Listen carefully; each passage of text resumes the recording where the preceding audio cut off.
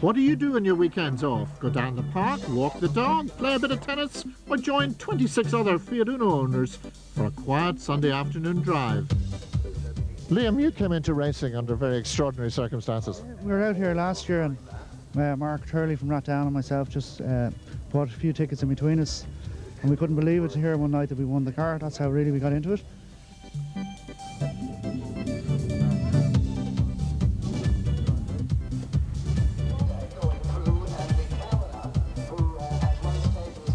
Ten laps around the triangular track in the heart of Dublin lie ahead for the identical Unos. And in the midst of the Fiat hordes, Des Cullen, a man who has raced down this straight for more than 30 years, an incredible achievement.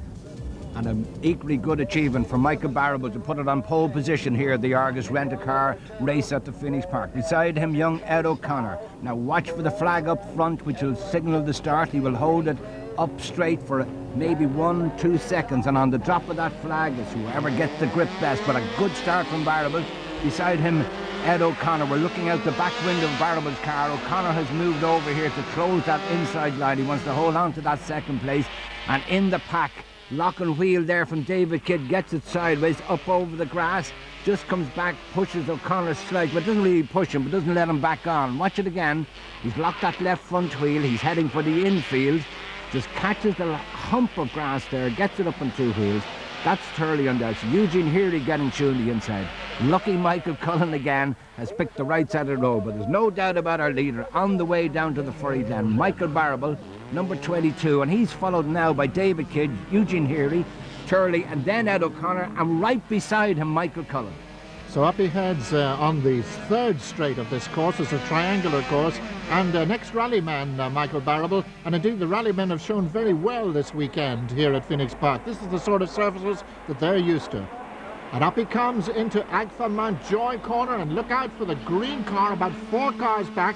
That's Michael Cullen. He's beginning to make up places. In second place there in the Listerine car, number 8, David Kidd. Up they come, the long start-finish straight to complete their first lap. Ed O'Connor there moving over in the background. You can see O'Connor just looking for some way. Mark Turley still holding that 4th place. There's Michael Cullen, followed by Ed O'Connor. Second place man there, Kidd in the Listerine car as he came up. All very brave, using the left-hand side road, letting Cullen coming down again late on the race. A little bit of touching there. And we're losing a place. Ed O'Connor nearly lost a place there, but that's Clive Pratt, I think it is, there moving in well, and a huge bunch of them all together there. And a little bit of fights the whole way down the field, and there goes Michael Leonard Sr. off into the barrier, hitting the old barrier. A good old thump there in the Nace Court Hotel car. He hasn't damaged the car. He'll get going again, but he's lost an awful lot of time. It's cosmetic. It doesn't look pretty, but it goes. No, and Fred makes his way down the back of the park. Meanwhile, Michael Barrable out front from David Kidd, from Eugene here. And Michael at the moment, a very useful lead, doesn't seem to be under any pressure. You can see Cullen has got by Mark Turley there. And we're sitting here with David Kidd as we head up towards the Agfa Mountjoy corner. On the straight, he seems to be able to pull him in. Michael, though, just nice on the brakes. Doesn't get flustered at all. No locking wheels. He doesn't want to do anything silly at this stage. It's a long way to go. Closing slightly there, Kidd under braking, but a super exit there from Michael Barrable. Once again up this long straight, and it's very important to get a good exit, and that's why they're using all the road. You can see some of them just kissing the dust on the outside of the corner there as they try to get onto that straight at maximum speed. Cullen up into 4th place by Turley there. Now he's got had his eyes set on Eugene Healy. So that's Kidd. This is Healy with Cullen closing in under braking. Then Mark Turley. Then Ed O'Connor, and Ed at the moment being bumped back down. That is Clive Pratt, I think it is, up there.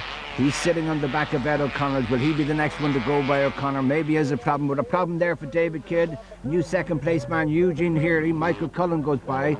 The tail boot up in the air. We don't know whether that was a result of the first corner touching or somebody has touched through. That is not going to make him any quicker anyway. It won't act as a wing with that hole up in the air. But meanwhile, back with our leader, Barrable now, the new second place man, under pressure. Eugene under pressure from Michael Cullen as he goes out to the left-hand side of the road. The two of them very evenly match as they go through. The Findus Motors car can see nothing but a green Uno in the mirror. Up at the top goes Michael Barrable, and then he will be braking shortly for Dublin Corner, but coming off the track, sadly, number 8, the Listerine car of David Kidd.